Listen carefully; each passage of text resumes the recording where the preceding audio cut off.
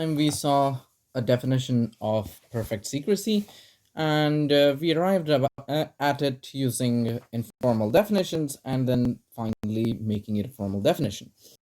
Then we saw some examples of that were not perfectly secret, right?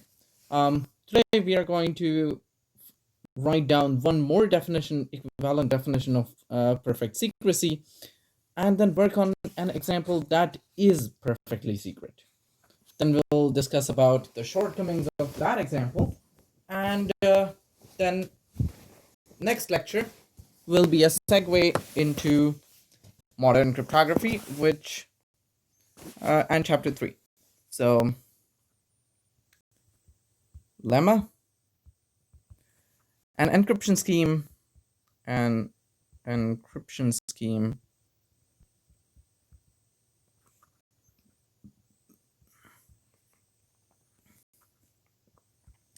generator, encryption, decryption with message space M, with message space M is perfectly secret, is perfectly secret if and only if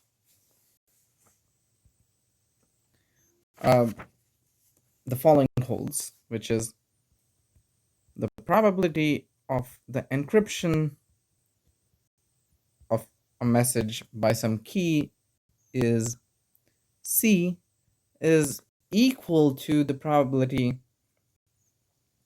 that the encryption of some other message M prime with some key is C. That is to say, the probabilities that a certain message is encrypted to C should be the same for every message. Holds for every M, M prime belonging to M and every C belonging to C. Okay? Proof. I am going to prove only one way, which is if this condition holds, then the scheme is perfectly secret. I will not be showing the other way. We will show star holds implies perfectly secret.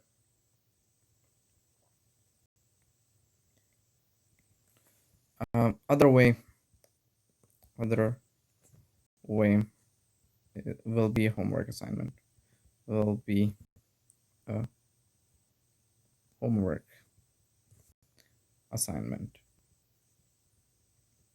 In fact, the proof follows really similarly. It's going to be nearly exactly just working backwards. Okay, that's why I'm not going to do it. I'm going to leave it for you as an exercise. So how do we prove it? Fix a distribution over M, fix a distribution over M, the message space, or the message space M, and suppose for a message M and ciphertext and the ciphertext C, for which probability of the ciphertext being C is greater than 0. If the probability is equal to 0, then if the probability of the message being equal to 0 is 0, so let me just write it down. This is from the definition of formal secrecy that we have before. If PR m is equal to m is equal to 0, then PR m is equal to m given c is equal to c is also 0, which is just probability of m is equal to m. Okay, so we are going to assume, therefore assume that the probability of m is equal to m is actually greater than 0. Okay, now note that what we have written here, which is that the probability of the encryption of k under k of the message m is equal to c, is actually saying, hey, the ciphertext should be equal to small c, and the given that the original text, and the message should be small m. Okay, we know that the message is small m. What is the probability that the ciphertext is small c? Okay, so note, probability of c is equal to c, capital C is equal to small c, given that message m is equal to small m, is exactly the probability that, let me write down the middle step once, for encryption of m is equal to c, given that message is equal to m, which is equal to probability that encryption of m is equal to c. Okay, well, what we are saying is that this is equal for every single c. So I am going to call this as delta c. Okay, as star implies they are all, okay, is equal to delta c, as star implies they are all equal. Okay, so star says that, oh, probability that encryption of m is equal to c is equal to the probability that encryption of m prime is equal to c. Okay, and so I'm going to say this is the probability that is equal to probability that c is equal to c restricted m is equal to m prime. Okay, so this is my condition. Okay, and now what do I want to show? I want to show that this system is secure, which is to say the probability that message is equal to m, given that you can see the ciphertext is equal to c, should be exactly equal to probability that message was equal to m, right? Looking at the ciphertext should not change your knowledge of the probabilities of message, right? So using Bayes' theorem, Bayes' theorem, we have that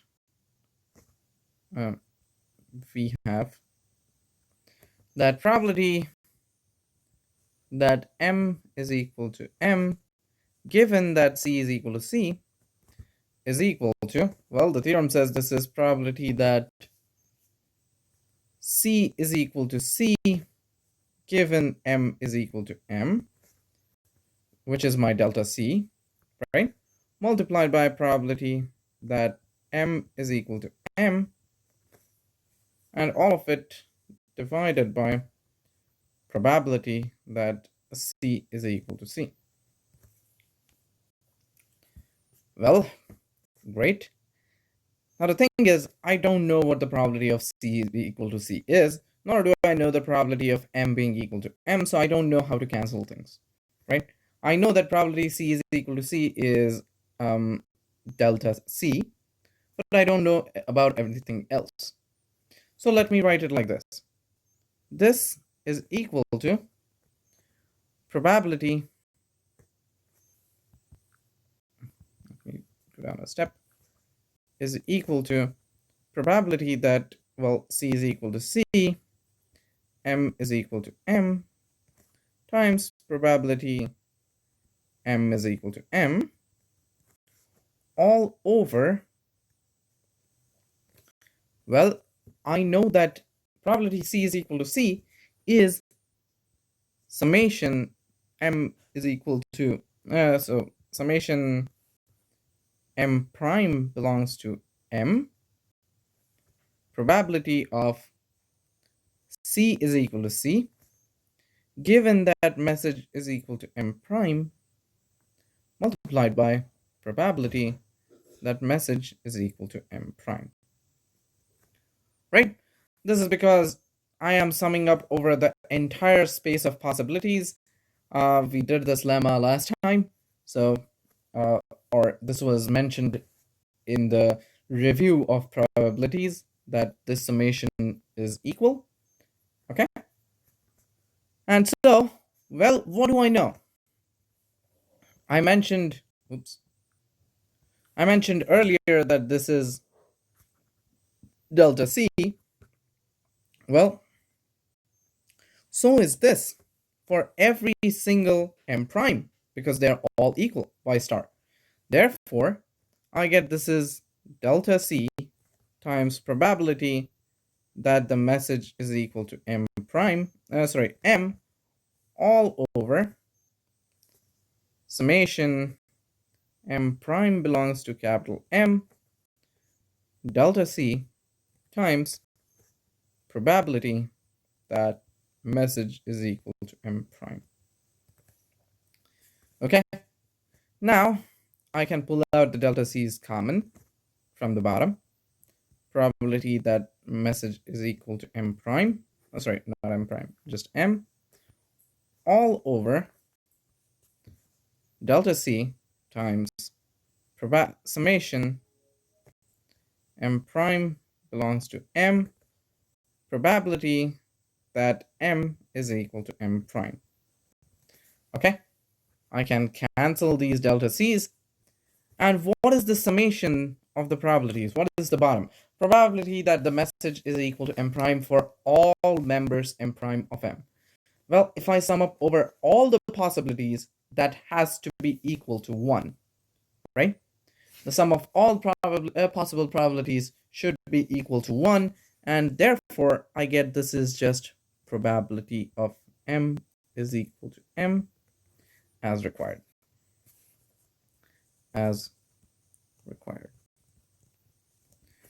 Okay, and therefore we conclude that for every M in M, C in C, for which probability that capital C is equal to C is greater than 0, probability of M is equal to M, C is equal to C, is equal to probability of M is equal to M, and so perfect secrecy holds. And so perfect secrecy holds. Okay, so this is an alternate definition of perfect secrecy, that the probability that the encryption of message 1 is equal to C is the same as the probability of message 2 is equal to C. Okay. Now, let us look at an actually secure, perfectly secure example.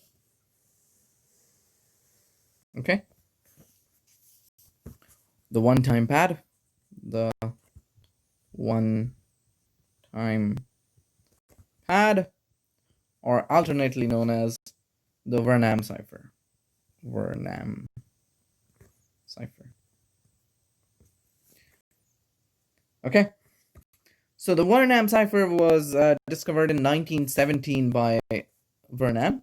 Okay, and he showed that he thought that it is perfectly secret, right?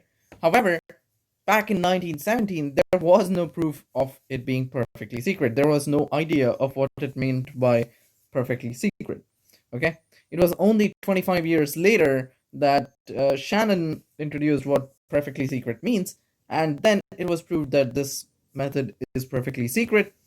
And we will look at Shannon's theorem later on to see what perfectly secret and things that he reasoned were.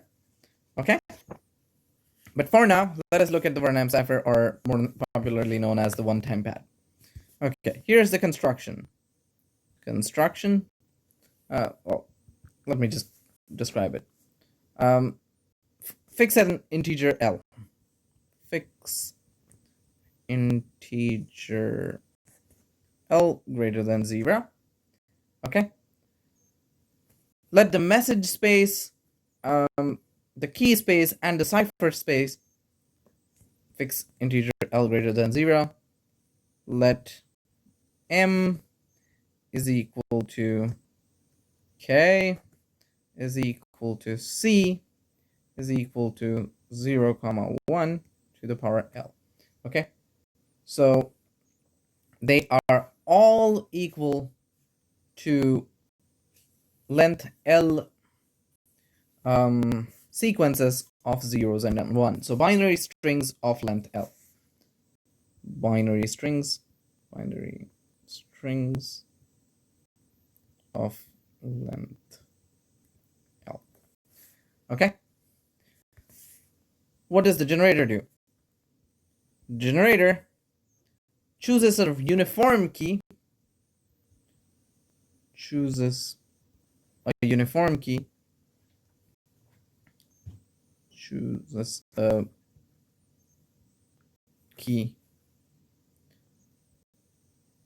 from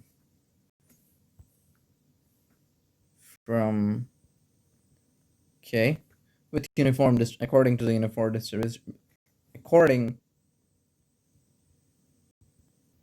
to the uniform distribution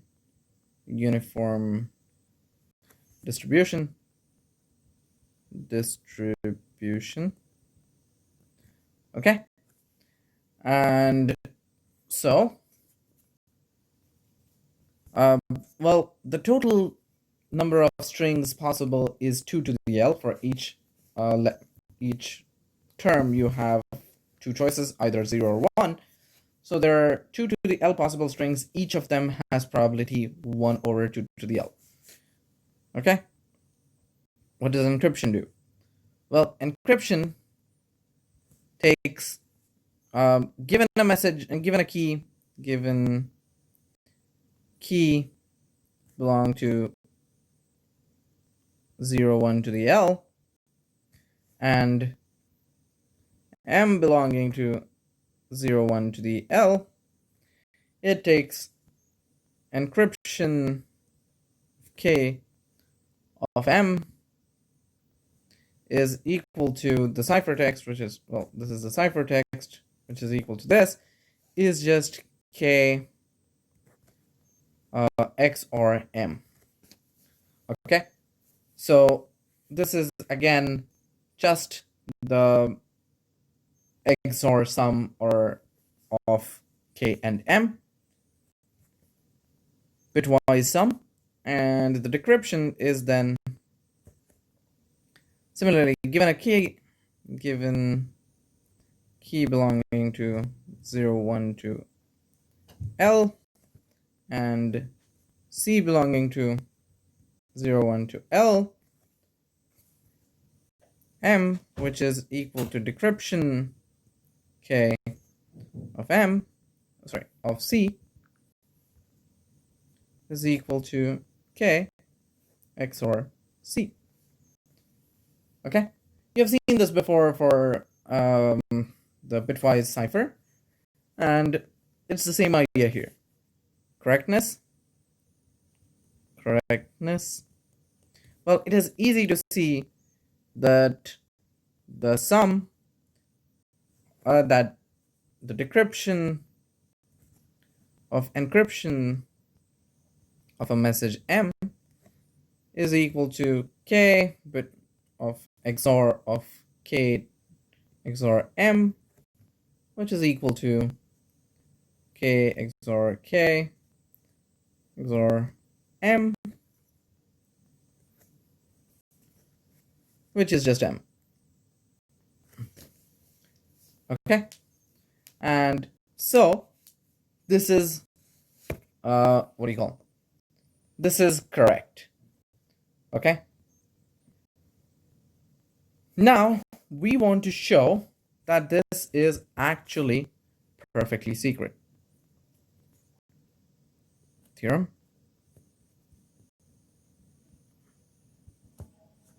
One-time pad encryption is perfectly secret. One-time pad encryption scheme is perfectly secret. Okay, great. Proof.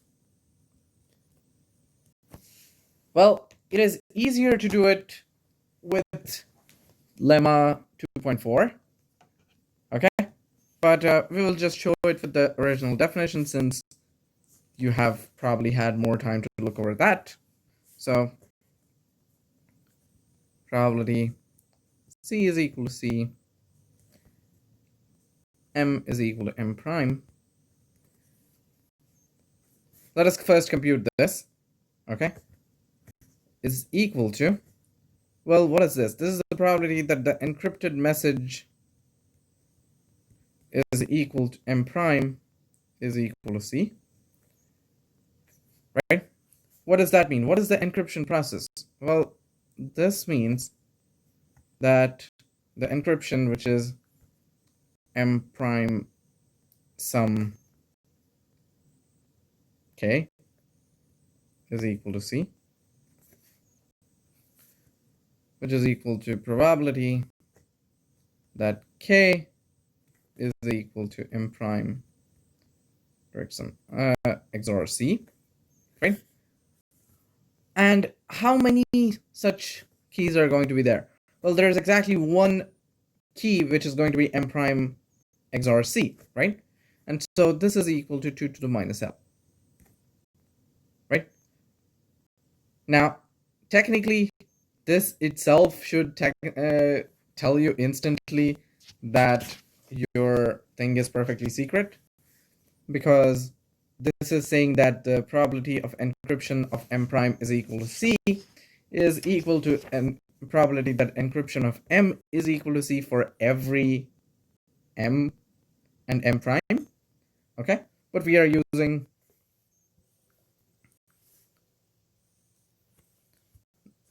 let me just say note lemma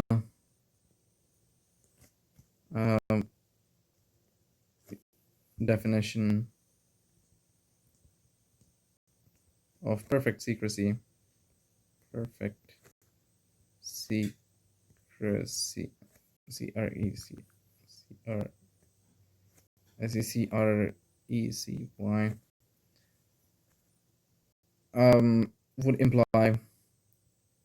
would imply scheme is perfectly secret from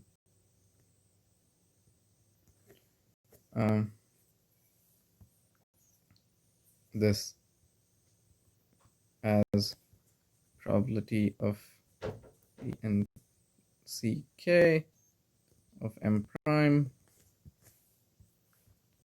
is equal to C is equal to probability of E and CK of M is equal to C is equal to 2 to the minus L.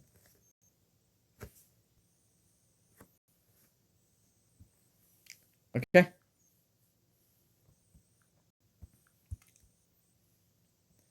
But we want to show it using the full definition. So fix any distribution over M. Fix any distribution over M. Okay. Now for any C and C, for any C belonging to C, the probability that the key ciphertext is equal to C is well, the probability that the message M prime was in M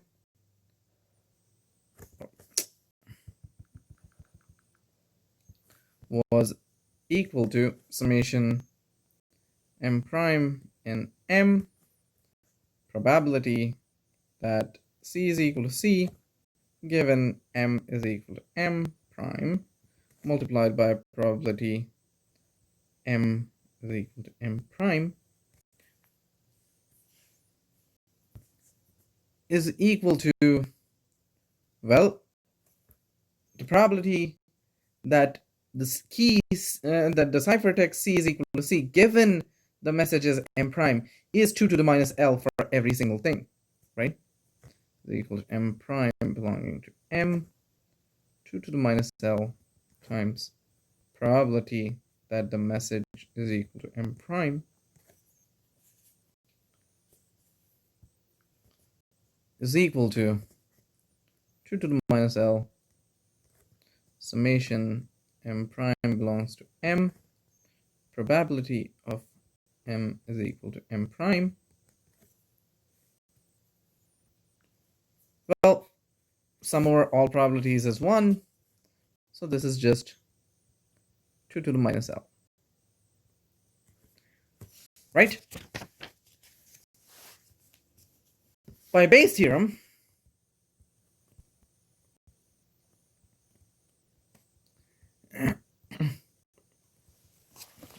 again, the probability that M is equal to M, given that the ciphertext C is equal to C, then is equal to probability that the ciphertext C is equal to C, given M is equal to M, times probability that M is equal to M, all over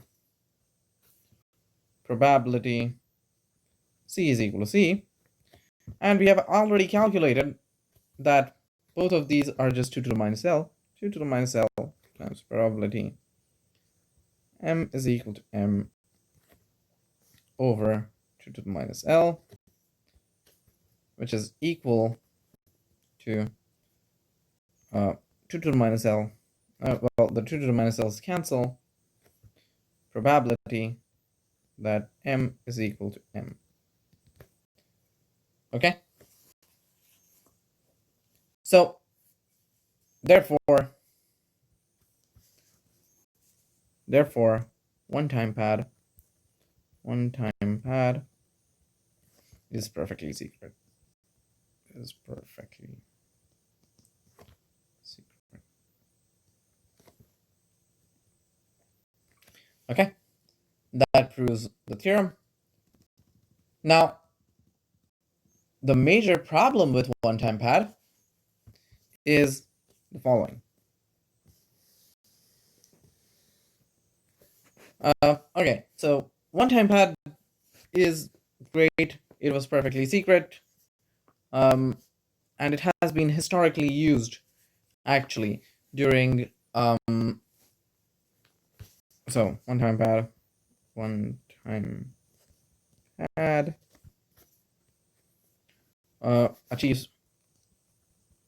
achieves perfect secrecy. Perfect secrecy has been used historically, has been used historically. Most and the biggest example of its historical use is most famously the red phone linking DC, White House and White House and Kremlin during Cold War used one-time pad used one-time pad. Okay, but despite all that, today no one uses it. No one uses one-time pad. No one uses it currently.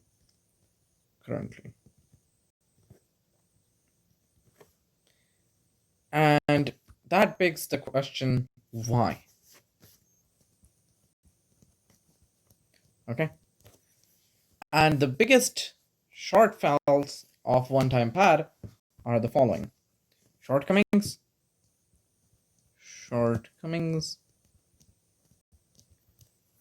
First, the key is absolutely as long as the message. Okay. The key is as long. Let me not number them because some of them are going to be dependent on each other. The key is as long as the message. Okay.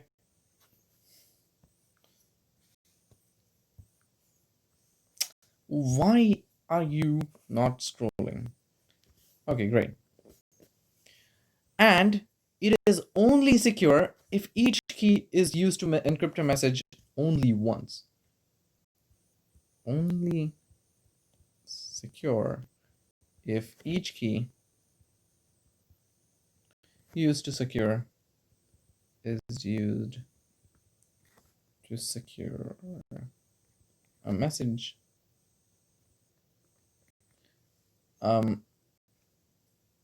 exactly once.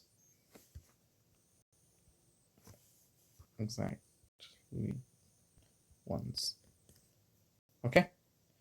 Otherwise, it gets trivially broken by known plain text attack. Otherwise, it gets broken easily by known plain text attack. Okay, which are not super hard to carry out. And another, parties must share a total length equal to the total length of all the messages they might ever send. Parties must share keys of total length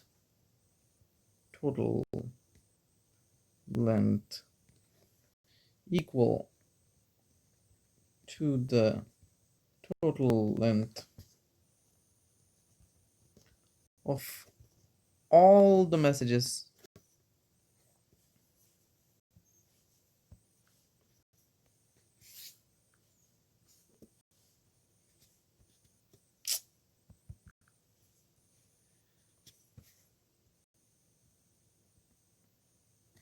they might ever send.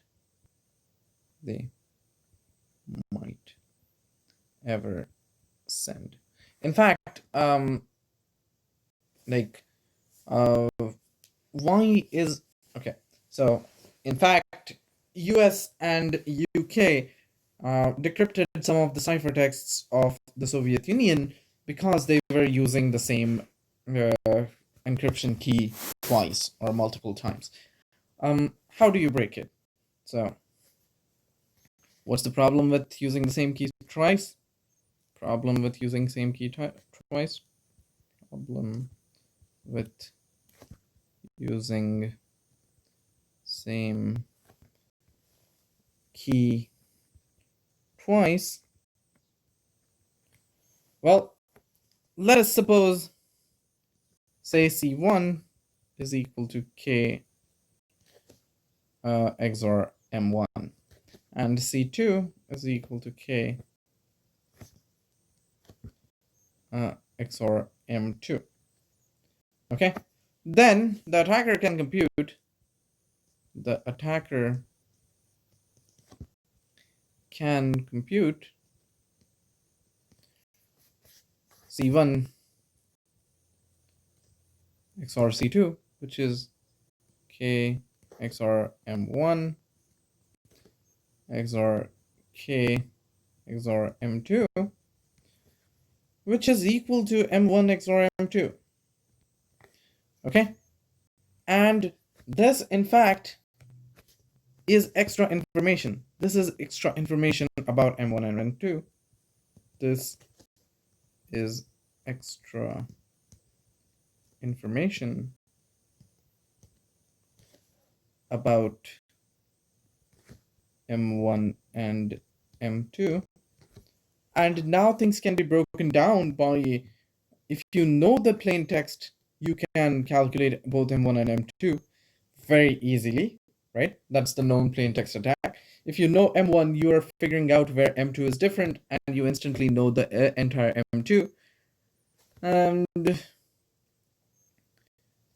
which can be broken easily, or trivially, in fact, not even easily, trivially, with known plain text attack.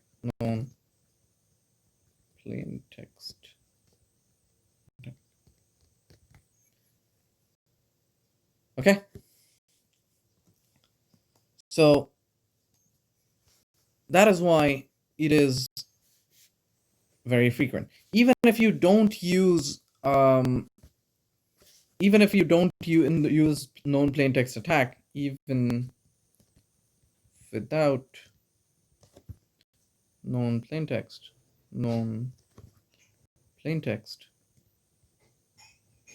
you can use frequency analysis. Use frequency analysis and knowledge of the frequency of characters and knowledge of ASCII characters to figure out M1 and M2. Okay, so you can easily break down these things because once the same key is used twice. Okay, so these are the major drawbacks of one-time pad, and that is why it is no longer used. Okay, and can we do better? Is it optimal? Like, can we say that, oh, the major drawback is the length of the key? Can I do it better by using shorter key? Unfortunately,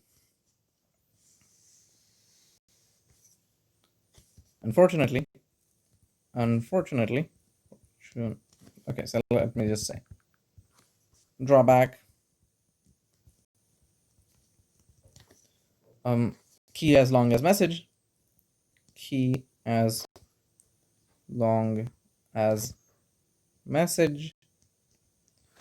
only secure if used once, only secure if used once, and trivially broken by known plain text attack. Um, can we do better? Only once. Can we do better? Can we do better? Right? Unfortunately, no. The key length of one time pad is optimal.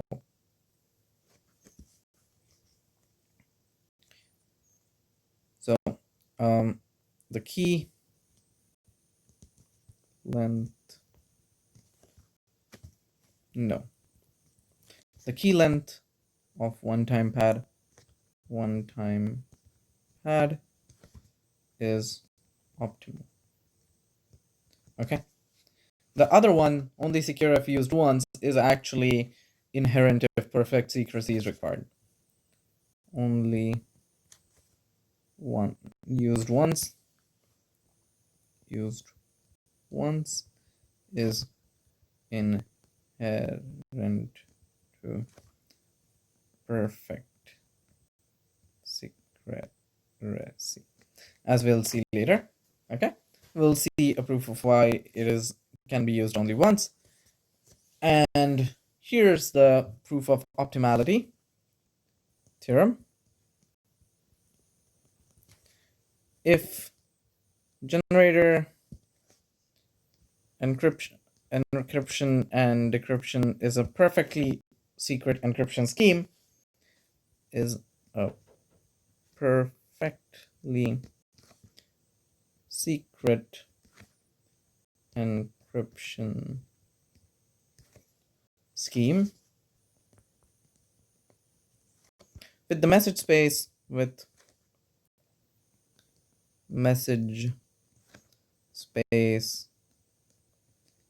M and key space K. Okay, then K has to be greater than or equal to M. Okay, in particular, if I am dealing with bits, strings of 0 and 1, all the information today which is conveyed in bits, this is saying that my key has to have longer length than the message. I can't have a shorter length of a key than my message. Okay, and here's the proof. We will show if K is smaller than M, then not perfectly secret. Perfectly secret.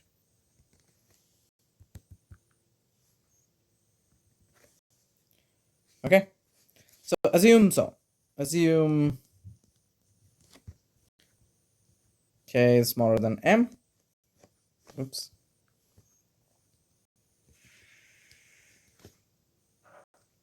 Okay, and consider the uniform distribution over N. Consider uniform distribution over M. Distribution over M. Oops. Why can't I draw an M?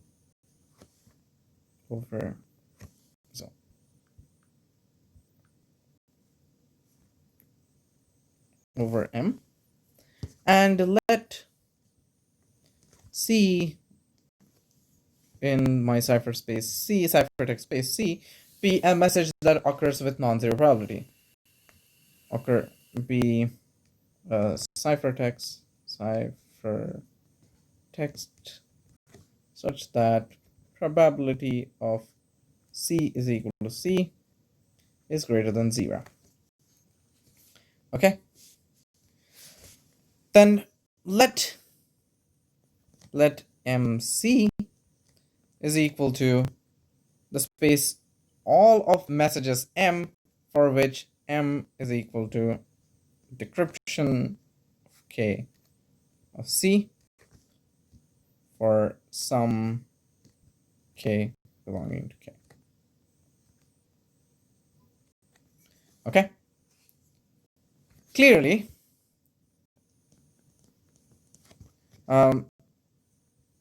MC is smaller than or equal to K, right? That is because, well, for each M there is going to be at least one K which gives you this. If there are two Ks which decrypt to the same thing, then that's even further smaller. But at least one K is going to be giving this. Well, therefore, if K is smaller than M, there exists some